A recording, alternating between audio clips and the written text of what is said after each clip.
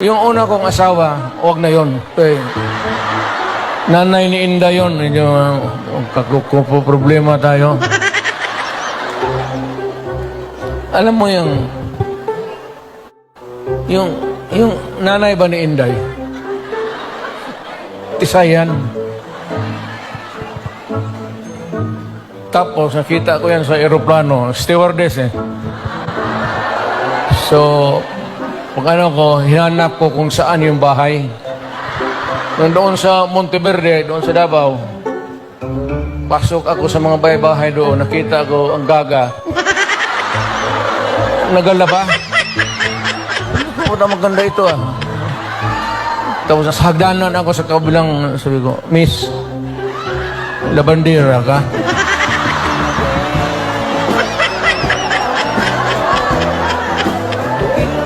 Ewan ko kung sino taga-Davao dito.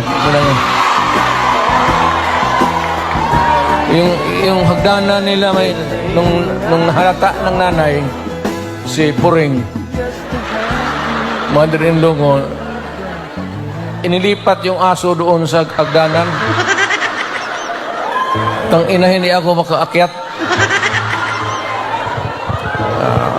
Kaya hiningi mo eh. Ano lang yan yung ano tawag yung pukpok sa Bisaya?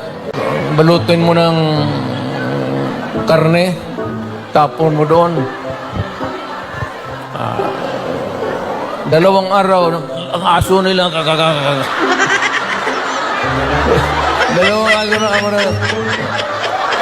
Nung namatay, kaya yun. Ito naman si Elizabeth. Haba-haba ng istorya. Pero basta tinanan ko.